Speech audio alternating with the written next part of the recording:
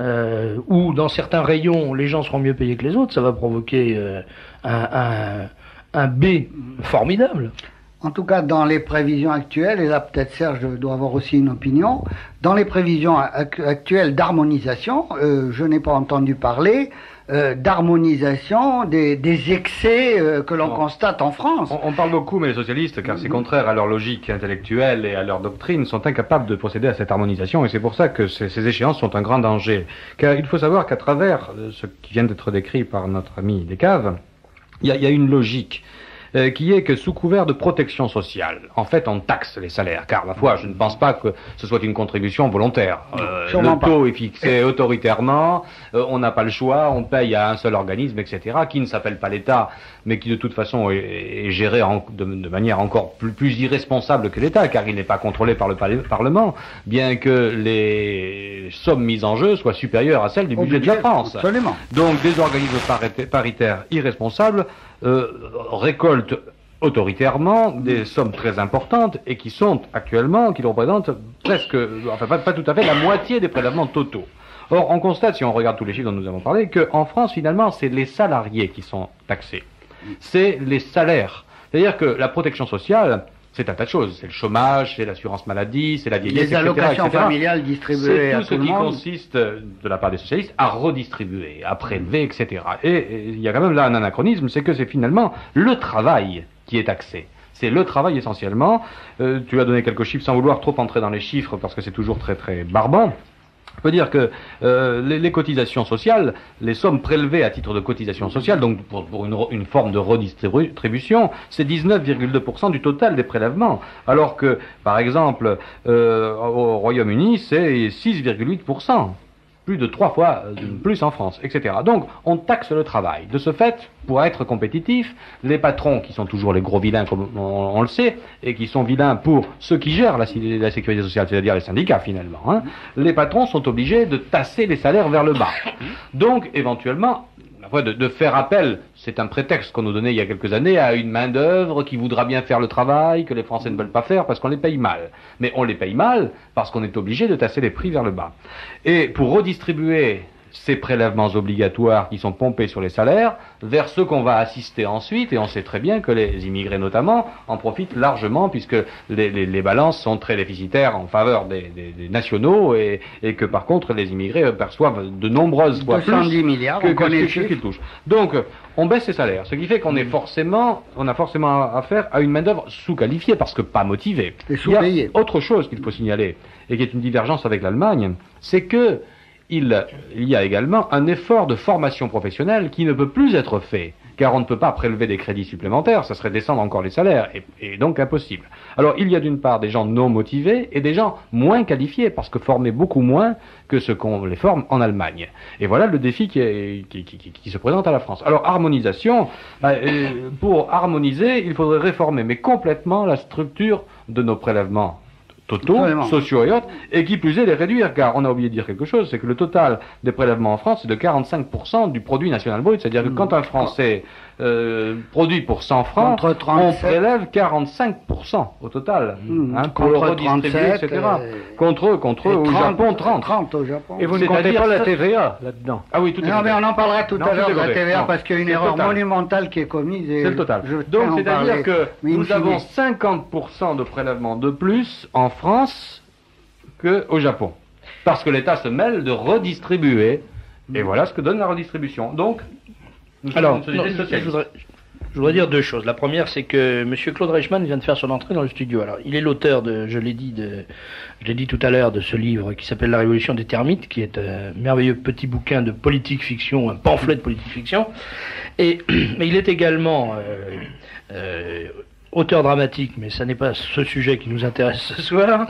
Il exerce d'importantes responsabilités dans le monde médico-social et associatif. Alors je pense qu'il est très bien, je ne savais pas ça, je l'ai découvert à l'instant, et je pense qu'il est très bien placé pour participer à cet entretien, d'autant que, nous dit la notice qu'il présente, il connaît parfaitement les arcanes de l'administration et de l'État, et que son livre, qui a été préfacé par Raymond Barre, c'est pas une très bonne référence pour le sujet qu'elle note. En tout cas, démontre que l'effondrement des structures vermoulues de la bureaucratie en France n'est pas du tout une catastrophe.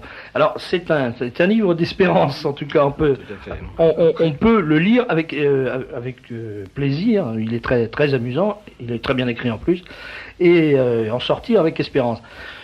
La deuxième chose que je voulais dire, alors ça c'est très grave, ou très important, ou totalement nul, je ne sais pas, un auditeur téléphone en disant ne bâtissez pas votre émission sur des chiffres faux, vous dupez les auditeurs, toutes les prévisions disent que les coûts salariaux en France sont très inférieurs à ceux de l'Allemagne, voire l'étude faite par le directeur financier de Saint-Gobain.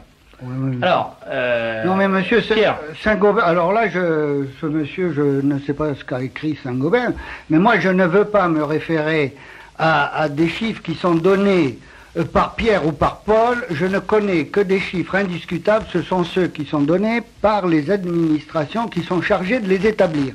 Le Conseil des impôts a ce rôle, comme le centre d'études des revenus et des coûts. Je pense que si le Et je Conseil ne des me impôts, réfère qu'à ça voilà. et à rien d'autre. Je pense que si le Conseil des impôts avait pu établir Tiens. la supériorité de la France sur l'Allemagne dans ce domaine précis, il ne serait pas fait faute de le signaler. Donc je pense que le Conseil des impôts est mieux placé pour avoir des chiffres exacts que le directeur, même financier de Saint-Gobain. Je ne sais pas, c'est mon idée, monsieur Reichmann.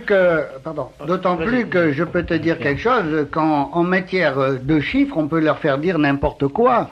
Et Disraeli avait dit que dans le degré du mensonge, il y avait 3 degrés. Il y avait le mensonge, le satané mensonge et la statistique. Bon, alors...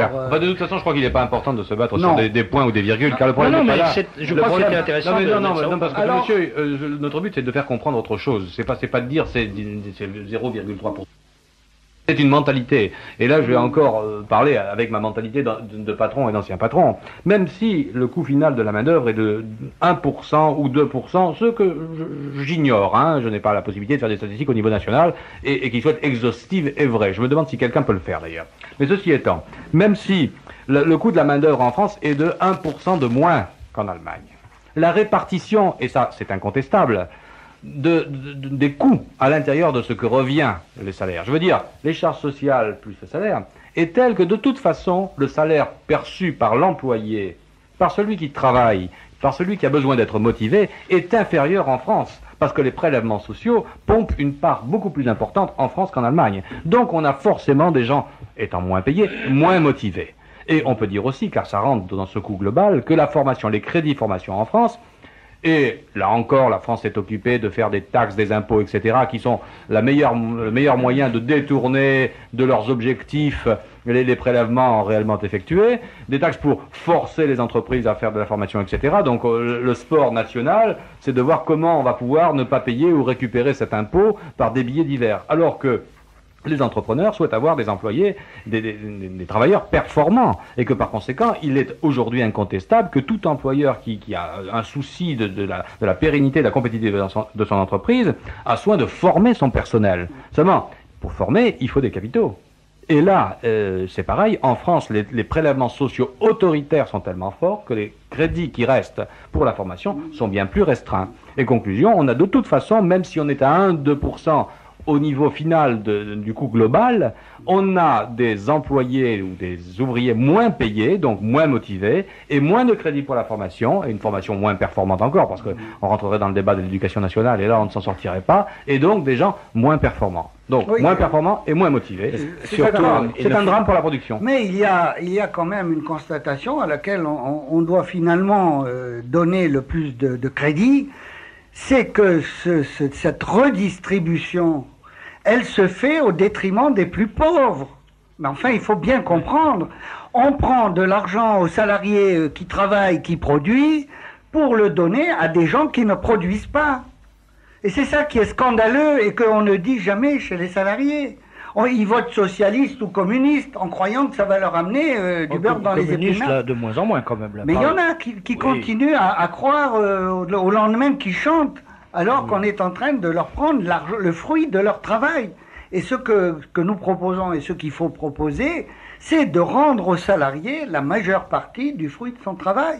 Alors un auditeur dit d'ailleurs qu'il suffit de consulter sa feuille de paye pour découvrir l'ampleur des dégâts, puisque maintenant les feuilles de paye indiquent le montant de la part salariale. Non, et patronal, les deux. Patronal et salarial, voilà, les c'est ça. deux. Mais c'est insuffisant, mon cher Serge. Oui. C'est que tant que tu donneras pas au salarié le pognon, en lui disant voilà ce qui vous revient, le fruit de votre travail, le voilà. Mais enfin, Maintenant, il faut assurer votre protection sociale. Grandez. Et qu'on leur reprend les 45% de ce qu'on leur a donné. Eh bien, c'est là, crois-moi, que les gens commenceront à se dire mais c'est vrai qu'on est volé.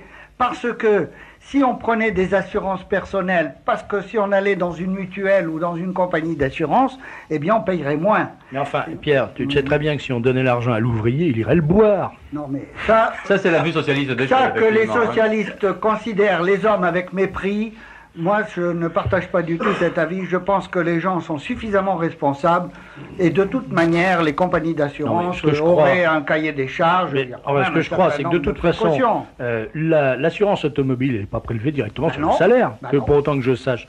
Et il y a quand même assez peu de gens qui roulent sans assurance, à part les garçons coiffeurs dont parle y a un fonds, très drôlement un de nos auditeurs. Il faudrait ajouter, car on oublie, la feuille de paye n'est pas une feuille de paye tout à fait vérité, car il y a d'autres prélèvements sur les salaires qui sont annuels et sous d'autres formes, et qui ne sont pas inclus dans la feuille de paye, donc il y a des sommes bien supérieures. Mais de toute façon, bon, on peut peut-être rentrer dans la sécurité sociale, je suis tombé, avant de venir sur ce débat, je garde des courbes, des chiffres, etc. T'aimes bien les courbes? Oui, parce que ça parle bien. Il veut faire un article tout le temps dans les papiers des courbes et des chiffres dans Midi. Sur un article du Monde daté du 29 septembre, un article économique qui parle de la gestion du personnel de la sécurité sociale. Et il y a des choses qui sont atterrantes. On sait de plus, je crois qu'il y a des grèves, des manifestations, ces employés-là, de la sécurité sociale, s'estiment mal payés, et c'est certainement vrai. Mais on peut remarquer d'abord qu'ils sont 180 000 pour gérer la sécurité sociale. Il faudrait rapporter ça au nombre de médecins, et je crois que c'est supérieur. Effectivement, c'est une très bonne comparaison. Elle peut paraître un peu démagogique, mais en fait, elle ne l'est pas du tout, parce que la démagogie, ça n'est pas de dire des choses vraies. La démagogie, c'est de dire des choses fausses, et de les faire de prétendre qu'elles sont vraies. En l'occurrence, je vais vous donner, plutôt que de jouer sur de très grands chiffres, je vais vous donner un ordre de grandeur. Bon, j'exerce une profession médicale, et mettons que je signe chaque jour une dizaine de feuilles d'assurance maladie. Bien, chacun de mes confrères, puisque nous sommes environ 180 à 200 000, fait la même chose que moi. De l'autre côté, le même nombre d'employés à la sécurité sociale a à traiter ces feuilles d'assurance maladie. Donc, un praticien pour un employé de la sécurité sociale. Quand je travaille 10 heures par jour, je travaille peut-être 9 heures à faire mes soins et 1 heure à faire des papiers. Eh bien, l'employé de sécurité sociale a 8 heures par jour pour traiter mes 10 feuilles.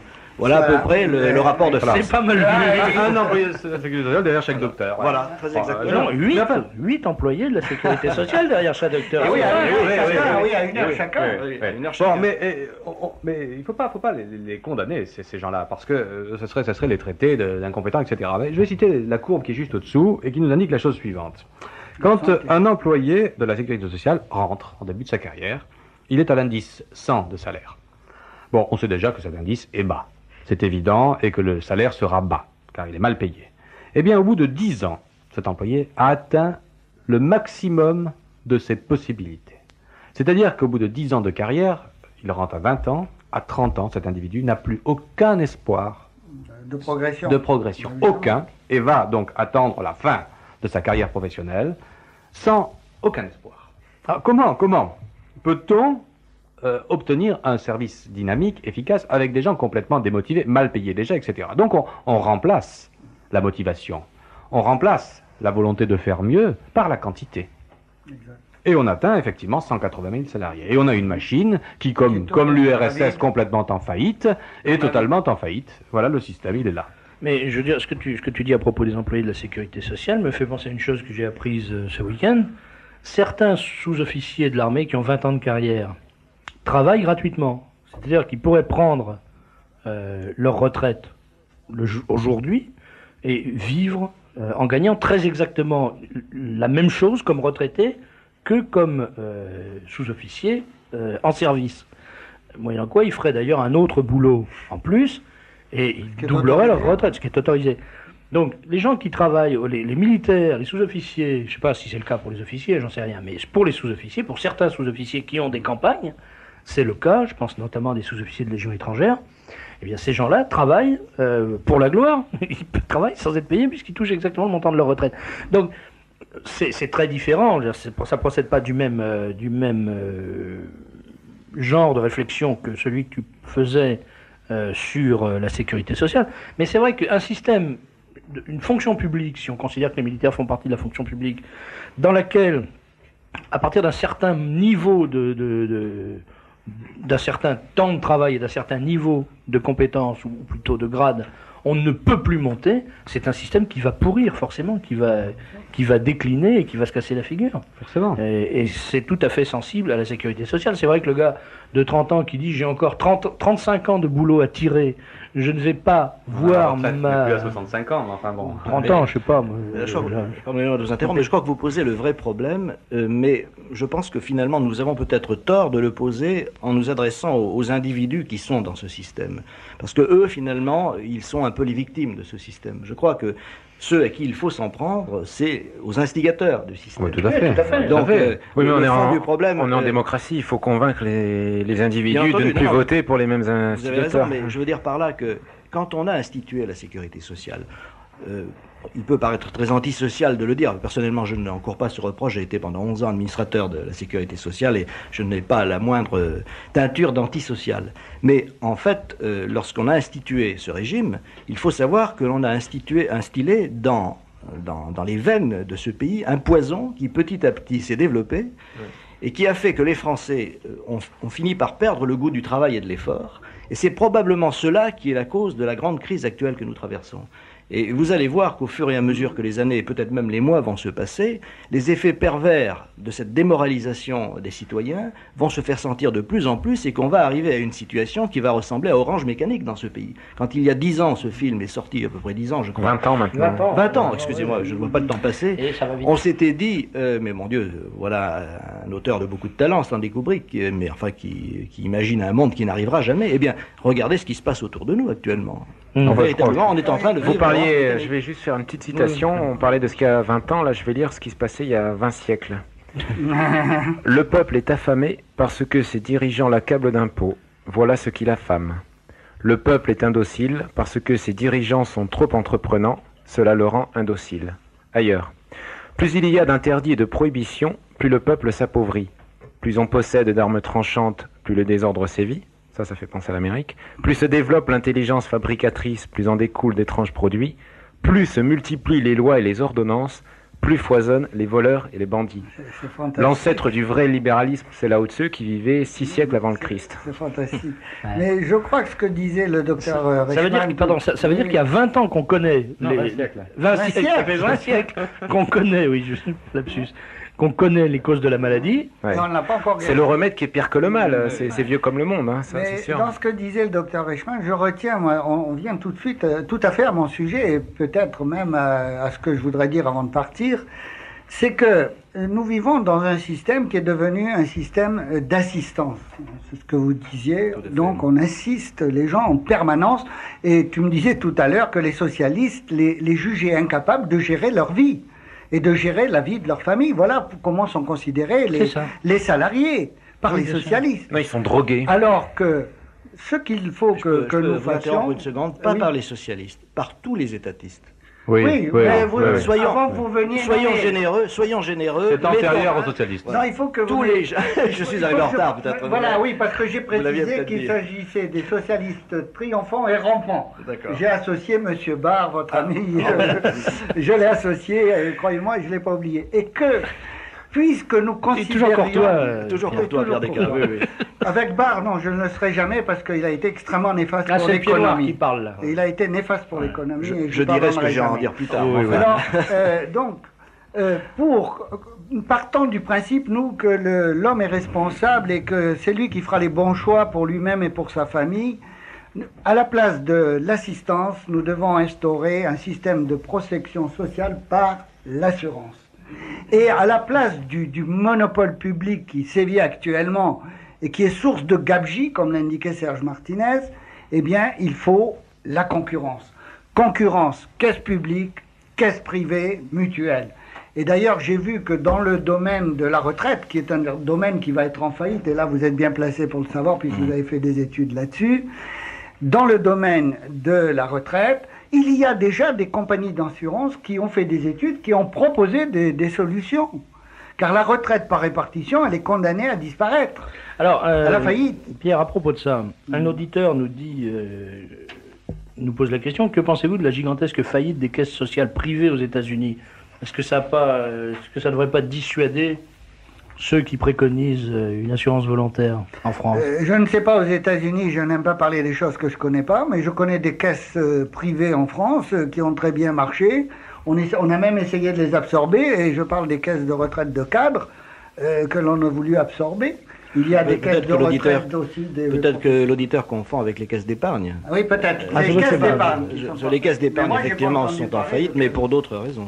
Non, mais il y a quand même une différence entre le capitalisme sauvage, sans règles, sans foi ni loi, et le socialisme. Il y a quand même des intermédiaires. Ça veut dire que il n'est pas possible, évidemment, de laisser n'importe quelle caisse encaisser des sommes considérables qui seraient représentées par les prélèvements, enfin par les cotisations dans ce cas-là, sans contrôle, sans cadre, sans moyen de contrôle ou de protection. Mais ceci étant, la concurrence, car c'est ça ce qui est important, la concurrence impliquerait que chacune de ces caisses serait obligée d'offrir des performances et des prix meilleurs que les autres, sous peine d'être désertée par ses clients qui iraient dans celle qui est meilleure. Et par conséquent, on l'a vu partout, et je crois que même notre cher ex-monde communiste est en train de revenir vers la concurrence, car c'est la seule chose qui permet d'améliorer la compétitivité, la bonne volonté, l'efficacité des gens. Moi, je suis tout à fait surpris de voir qu'au bout de, je crois, 30 ans ou 40 ans, on n'a pas encore appliqué le plan Saltiel, qui est la chose la plus prodigieusement intelligente que j'ai entendue sur la protection sociale en général. Voilà un homme qui est, pas n'importe qui, il s'en faut de beaucoup, qui s'est présenté partout, qui a été reçu par le général de Gaulle, qui a été reçu par Pompidou. À chaque fois, on lui a expliqué en long, en large et en travers que son idée était absolument géniale et qu'on allait passer à l'application dans les semaines qui suivaient avant qu'il soit l'heure d'un cochon de lait. Et puis à chaque fois, on a mis un couvercle sur l'affaire et on s'en est plus occupé. Or, c'est extraordinaire parce que si on regarde ce que Saltiel a inventé et si on fait des simulations, on voit le résultat. En gros, ce que dit Saltiel, c'est que on transforme le compte sécurité sociale, enfin le compte social de chacun en compte individuel comme un compte en banque, que chacun paye ses dépenses de santé, ses dépenses sociales sur ce compte en banque. S'il reste de l'argent, au bout de 5 ans, on lui rend la première année d'économie. Et l'argent est placé dans le circuit normal. Bon. Ça n'abordait qu'un aspect du problème, à savoir le gâchis également qu'il faut constater au niveau des soins sociaux, car il y a des abus. Ça ne règle pas le problème de la machine qui consomme trop, car en fait on a un moteur, une machine de gestion qui est trop lourde et qui consomme. Là, ça y participerait à ce règlement, parce que je pense que les assurés sociaux ne seraient pas d'accord pour qu'il y ait 180 000 employés dans leur banque de, banque de production sociale. On les anesthésie, les assurés sociaux. Nous avons, c'est dit une fois pour toutes, le meilleur système de protection du monde. Oui. D'ailleurs, en France, on a toujours tout meilleur au monde. Alors, un auditeur, il est tellement meilleur que c'est pour personne. C'est pour ça que personne d'ailleurs ne l'a adopté. Oui, c'est ça. Ça doit être la raison. Comme beaucoup d'autres choses. Comme le ser régénérateur. Pierre, je crois que tu es obligé de partir, parce que tu as une réunion à Amiens.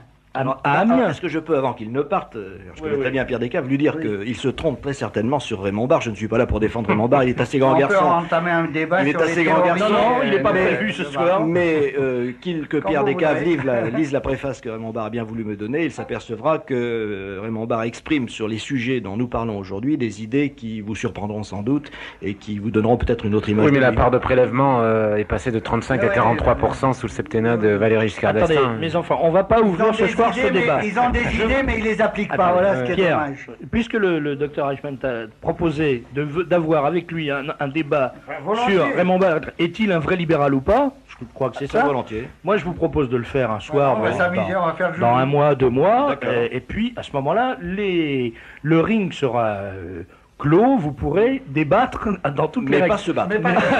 Et moi, je demande à y intervenir pour parler des avions renifleurs. Mon cher Figueras, écoutez, Vieille affaire. Moi, je demande à ne pas y être, car je préfère parler du futur que du passé. Raymond Barre pour moi. Oui, c'est fini, Barre il est mort.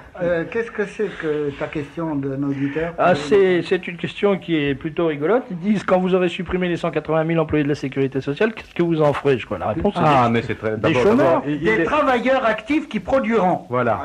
Car nous avons un record, et là je crois que nous pouvons dire effectivement que nous sommes un des meilleur pays du monde, le plus fort, c'est la production de paperasse. Alors, comme malheureusement on n'a jamais trouvé la manière d'exporter les papiers, les formalités, etc., ça nous coûte beaucoup. Je crois qu'un employé de la sécurité sociale rapporterait plus en faisant des produits qui se vendent et par conséquent gagnerait plus au bénéfice de tout le monde. Et Lyotet voulait déjà qu'on entre dans les ministères, qu'on jette toute la paperasse par la fenêtre et qu'on y mette le feu. Lyotet ? Lyotet, oui. Mais que n'a-t-il pris le pouvoir ? Hélas. Merci mon cher Pierre. Alors je rappelle aux auditeurs de la région d'Amiens, qui doivent être assez nombreux certainement, puisqu'on en a jusqu'à Fontainebleau. Karl Lang qui vient. Alors il y a une réunion avec Karl Lang qui se passe à quelle heure ? À 20h30 ? 20h30. Fais-moi la grâce d'être prudent sur la route. Oui, je... Dîner-débat avec Karl Lang dans la Somme près de Roye. Bon, mais tout doit être réservé. Oui, Tes conceptions en matière de politique sociale. Merci de m'avoir reçu. Bon, c'est la moindre des choses. Serge Martinez, merci, tu restes avec nous. Quelques minutes. Voilà. Sur ce sujet, je vais encore monsieur citer Lao Bonal. Tse. On doit gouverner un grand État comme on fait frire un petit poisson. Parce qu'on sait que si on remue trop avec la cuillère le petit poisson, ben, il s'effrite totalement. Donc le moins on touche aux choses, le plus on laisse la nature humaine s'harmoniser, le plus cela marche. C'est très important parce que c'est une idée traditionnelle que l'on retrouve dans la fable de Mandeville, qui a beaucoup inspiré les libéraux à la fin du XVIIIe siècle. Mandeville écrit une fable qui s'appelle La Ruche, et il dit « Si en toute part le vice s'installe, le tout est un paradis véritable ». Autrement dit, si on n'essaye pas de réguler, il ne faut pas évidemment aller dans le système américain, mais le système américain régule énormément aussi. Hein. C'est un système juridique, il y a 500 000 avocats, je crois, aux États-Unis, c'est complètement inimaginable. C'est un pays qui est totalitaire finalement dans son fonctionnement, beaucoup plus que ce qu'on peut croire. Maintenant, on fait un procès parce qu'un feu rouge n'a pas fonctionné, parce que son coiffeur vous a raté la coiffure. Il y a une actrice qui avait réclamé 4 millions de dollars d'indemnité. Donc, Mandeville rappelle l'idée que de laisser la nature humaine et de faire confiance aux gens, c'est le meilleur moyen de produire le plus. Et ce qui a sauvé l'Allemagne en 1945 comme le Japon, c'est que ce sont deux pays à qui on a assigné un système totalement libéral, alors que l'Angleterre découvrait avec le lord de l'époque, Clement Attlee. Non, je pensais à un autre, le père de la sécu sociale anglaise, ça me reviendra plus tard, From Rome to Tomb, donc régler le sort de l'individu du berceau jusqu'à la mort. Aux États-Unis, c'était le New Deal et c'était quand même déjà du socialisme avec Truman et ensuite ça n'a fait que s'amplifier. Et en France, on a vu ce que ça a été dès 1946, la planification de Jean Monnet qui avait été inspiré du modèle soviétique parce que Monnet était allé divorcer de sa première femme et épouser une Italienne en 1934 en Union soviétique et il s'était inspiré de la planification stalinienne du même coup. Petite cause, grands effets. Petite cause, grands effets. Et donc La nocivité du divorce. C'est ça. Et le paradoxe, donc, c'est qu'on se retrouve 45 ans plus tard à ce que les deux anciennes puissances totalitaires, l'Allemagne et le Japon, sont aujourd'hui les deux puissances économiques libérales et que les puissances anglo-saxonnes et françaises, qui sont les inventeurs depuis la fin du XVIIIe siècle du modèle libéral-démocrate, sont devenus des pays étatistes et bureaucratiques. Très bien. Bravo. Il est brillant ce garçon. C'est pour ça que je lui demande de venir tous les mercredis parce que c'est le seul qui soit réellement intelligent et cultivé dans cette. Je ne parle pas pour vous, mon cher André, qui est un puits de science, ni pour Serge Martinez, qui est mon patron, donc forcément meilleur que tout le monde. Je voudrais vous lire une chose très courte qu'un auditeur nous envoie par fax, car je vous rappelle que vous pouvez faxer au 46 51 21 82 ce que vous voulez. Et lui, il a eu l'excellente idée de lire ce qu'on ne fait pas assez, je dois dire, Le Figaro économique. Et alors, aujourd'hui, c'est lundi, en page 2 du Figaro économique, on lit la chose suivante. C'est extraordinaire, on ne lit pas assez les journaux, je vous le dis, notamment Minute. Mais là, c'est dans Figaro. La commission trilatérale qui se réunit durant ce week-end à Venise va beaucoup parler de l'avenir du pétrole à propos de la crise du Golfe. Le problème, comment arriver à un juste prix du brut, c'est-à-dire assez haut pour être rémunérateur pour les compagnies et les États, mais assez bas pour décourager les investissements massifs dans des énergies de substitution. Et notre auditeur souligne ça et indique, commente, il ne se cache même plus. C'est extraordinaire. Les assassins de Conrad Killian remettent ça à leur manière. Et dans un autre domaine. Et pour le reste, alors, et il continue dans la page 3 du Figaro, il y a un article intitulé « La voiture électrique ». Pour le reste, il est troublant de constater que la voiture électrique, contrairement aux automobiles fonctionnant au fouet et à l'essence, n'a guère fait de progrès marquants malgré 3 crises pétrolières. De plus, le rapprochement des chiffres est cruel. S'il était exact que le pétrole flambait et qu'il fallait se tourner vers d'autres énergies, alors peut-être pourrait-on envisager effectivement une action de grande ampleur sur la voiture électrique, de la même façon qu'on a lancé en 1974, après le quadruplement du prix du brut et l'embargo, le programme civil électronucléaire. Et une autre fois, C'est extraordinaire. je vous raconterai l'affaire Maconine. J'ai pas mal connu Maconine, qui avait inventé un carburant ininflammable et dont on n'a jamais voulu le laisser. Il y a aussi Enfin, on en parlera l'inventeur une autre fois, de la boussole antimagnétique. Non, mais Maconine, c'était sérieux. C'était sérieux. Non, je vous taquine. Le fondateur de la sécurité sociale, mon petit Nicolas, je vous le dis, prenez-le pour ce que ça vaut, c'est Lord Beveridge. Beveridge, c'est ça. Voilà. Alors, vous me ferez plaisir de réviser. Bravo à nos auditeurs. Mais il fallait pas dire, j'essayais de faire croire que c'était moi. Excuse-moi. Bien, mon cher André, nous allons faire entrer dans ces bureaux, si Philippe veut bien, dans ce studio, si Philippe veut bien les y inviter, messieurs Vuermeling et Saliou, et nous allons faire une petite... nous allons consacrer un petit moment de cette émission au problème de l'Église, à la question de l'Église, ou aux questions relatives à l'Église. Alors, je crois que je vais vous laisser ouvrir le feu, puisque vous avez des choses désagréables à dire sur les curetons conciliaires, et moi j'aime bien qu'on dise des choses désagréables sur les curetons conciliaires, puisque vous savez que si j'appelle des curetons, c'est parce qu'ils sont conciliaires, les autres je les appelle des curés. Mais c'est mon langage à moi, parce que je suis grossier et discourtois. Alors, qu'est-ce qui vous est arrivé? Vous avez eu un contact spécial avec... Oui, j'ai passé cette 48 heures dans un pays absolument merveilleux qui est l'archidoyenné de Langon, c'est-à-dire 20 km de rayon autour du château de Malagar, qui était la propriété de François Mauriac, et comme vignoble, l'Entre-deux-Mers, le Sainte-Croix-du-Mont, le Sauterne. Serge Martinez s'en va. Quand on commence à parler de Sauterne... Oui, ça ne m'intéresse plus. Ou trop. Monsieur Saliou, veuillez vous asseoir. Cher monsieur, prenez donc place. Mais ça n'est pas Vermeline. Non, je vois ça. oui. C'est Bon. pour ça que j'ai dit cher monsieur. Oui, J'ai eu une Bischoff. surprise, c'est monsieur Bischoff. Bon, et alors, j'ai appris beaucoup de choses très, très regrettables. J'ai hésité s'il fallait les dire. Je crois qu'il faut tout de même qu'on sache certaines choses. Alors André, est-ce que vous me permettez de dire un mot juste avant? Plusieurs. Après, parce que je crois que ce que je vais dire va montrer à quel niveau on en est arrivé, et ce que vous direz ensuite, à mon sens, n'en prendra que plus de relief. J'ai reçu ce matin un document adressé par un mouvement qui s'appelle la Jeunesse étudiante chrétienne. Il s'agit de l'annonce de l'Assemblée générale de la jeunesse étudiante chrétienne, la GEC, qui va se dérouler à Évry les 1er, 2 et 3 novembre. Alors, ce document est à l'usage des journalistes. Il se présente sous la forme d'un tract de grand format, à peu près 2 fois 21-29-7, qui est illustré d'un côté d'une photographie et de l'autre de quelques réflexions et du programme de cette Assemblée générale. Parmi les réflexions, il y a 3 questions relatives à ce que pense la GEC. En gros, l'évangélisation est un échec. Deuxièmement, le message de l'évangile est quelque chose de tout à fait relatif. En gros, le catholicisme est une religion comme une autre. Et puis troisièmement, j'ai oublié, mais c'est du même tabac. Et la photographie, une grande photographie tirée en grand format comme ça, qui illustre le verso, ou le recto plus exactement de ce document, c'est une... Alors, éloignez les enfants des récepteurs, s'il vous plaît. Je vais essayer d'être explicite sans être trop grossier. C'est une jeune fille qui est dans un endroit où on se rend généralement seul, dans la position dans laquelle on se met dans cet endroit, le pantalon sur les chevilles, et qui est en train de méditer, la main sur le poing. Alors j'ai téléphoné à la GEC, à Paris, pour leur dire, écoutez, ça me paraît quand même un petit peu curieux comme choix d'illustration pour un document émanant de la jeunesse étudiante chrétienne. C'est un organisme chrétien, je crois, enfin je sais pas, encore qu'ils prennent soin de préciser que tous les jeunes, quelle que soit leur religion, même s'ils sont athées, sont bienvenus à la GEC. Donc, eh bien ils m'ont dit, je suis tombé sur un responsable, qui m'a dit non, c'est la commission médiatisation qui a eu cette idée, on a trouvé ça très rigolo et au fond assez provocateur.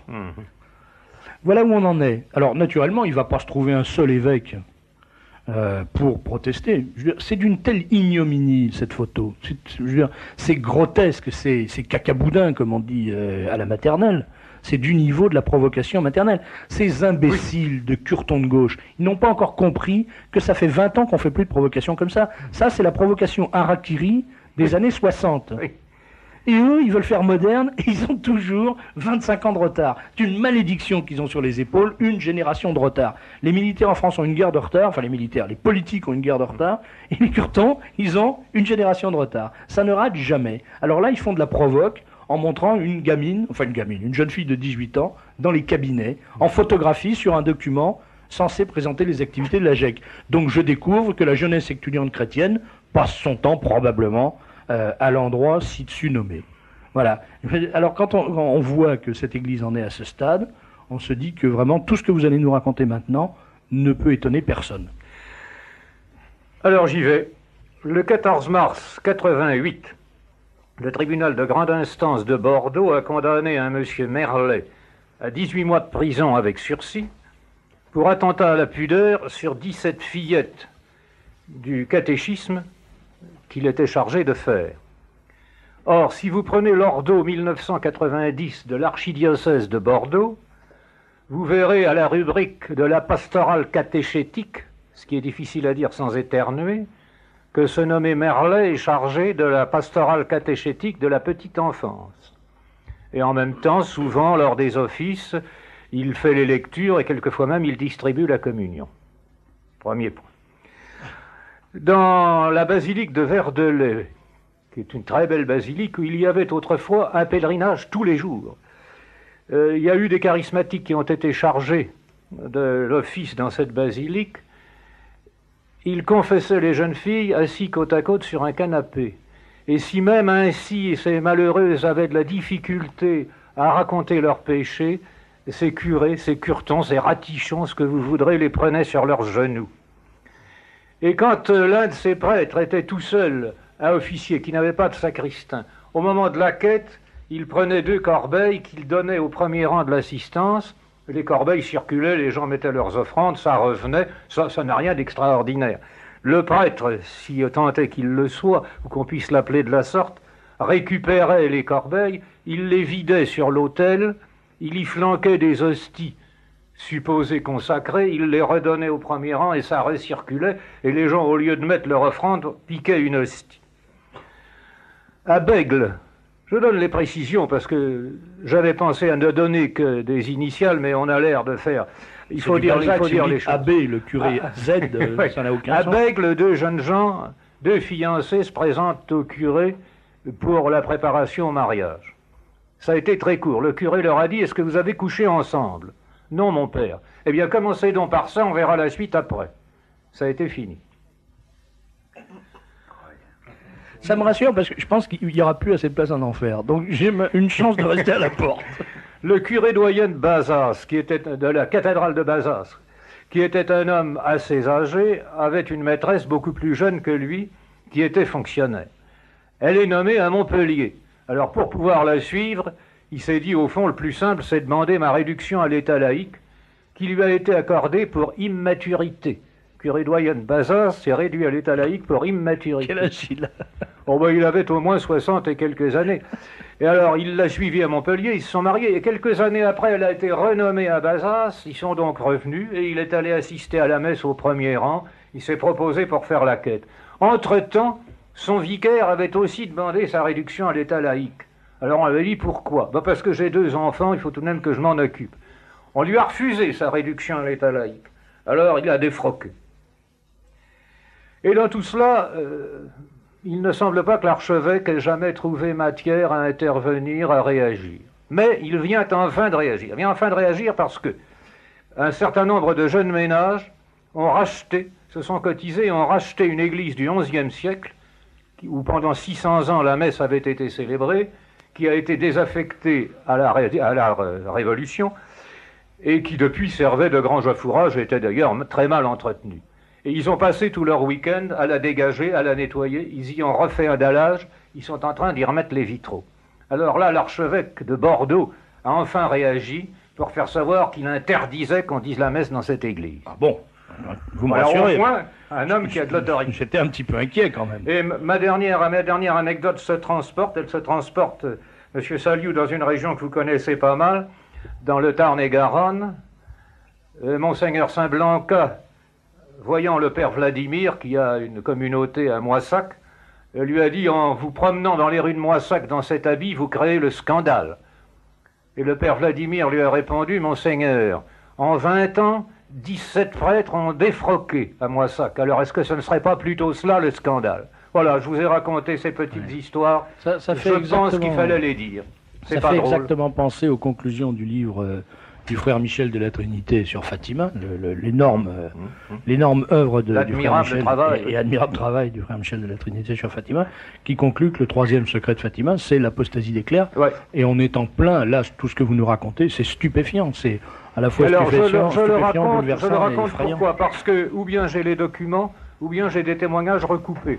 Et ces témoignages de gens qui sont dans l'Église visible, qui sont par conséquent ne sont pas des gens ayant l'intention de la décrier, mais qui sont scandalisés par ce qu'ils voient. Alors, évidemment, on peut, à la rigueur, espérer que cette zone si typiquement mauriacienne est un peu imprégnée de l'esprit d'une vipère. Je ne sais pas, je n'ai pas pour l'instant d'autres exemples pareils dans d'autres diocèses. J'espère je crois, vous savez, qu'il y en a moins. Il y a un endroit où on trouve ces exemples très régulièrement, c'est l'excellente lettre confidentielle de notre ami Marc Dem, qui publie régulièrement des choses ébouriffantes dans ce genre. Il y avait déjà eu tous les livres de Michel de Saint-Pierre, Le ver est dans le fruit, etc. Voilà, mais depuis, ça a cru et embelli, oui. Merci, mon cher André. Alors, après avoir exposé le mal, nous allons étudier 2 remèdes avec Monsieur Vermeline, qui vient de faire son entrée, après Monsieur Bischoff d'ailleurs, et puis avec Monsieur Saliou. Mais tout d'abord, nous allons écouter un de ces admirables bobineaux dont notre studio a le secret.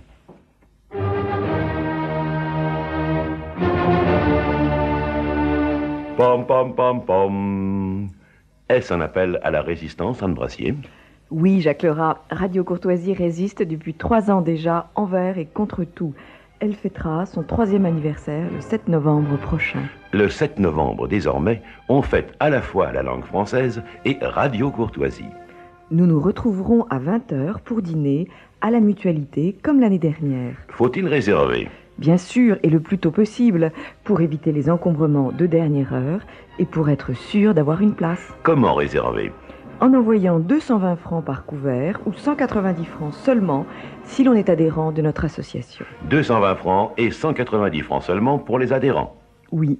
Pour recevoir votre billet, envoyez votre chèque avec une enveloppe timbrée à Radio Courtoisie, 61 boulevard Murat, 75 016, Paris. Nous vous donnons rendez-vous pour dîner le 7 novembre.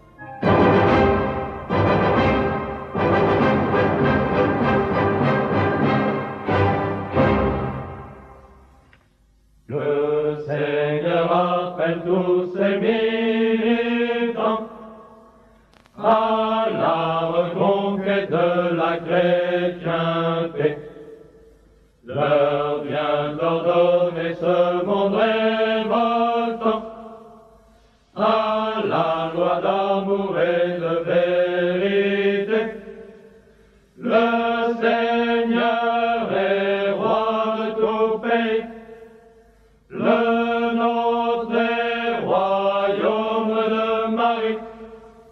Le Seigneur appelle tous ses militants à la reconquête de la chrétienté. Les peines de nos héros et leurs souffrances, tout au long des siècles ont fait la France. Nous en sommes héritiers et notre honneur est de servir et d'aimer le Seigneur.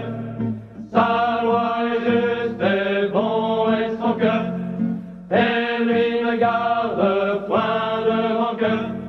Les peines de nos héros, leurs souffrances, tout au long des siècles ont fait la France. Nous voulons ce que Dieu veut pour la France, un État plus juste, digne et chrétien, qui fortifie les francs dans l'espérance, et des humbles soient fidèles le soutien. Mais de partout l'ennemi nous agresse, et complotent pour que France disparaisse. Nous voulons ce que Dieu veut pour la France, un État plus juste, digne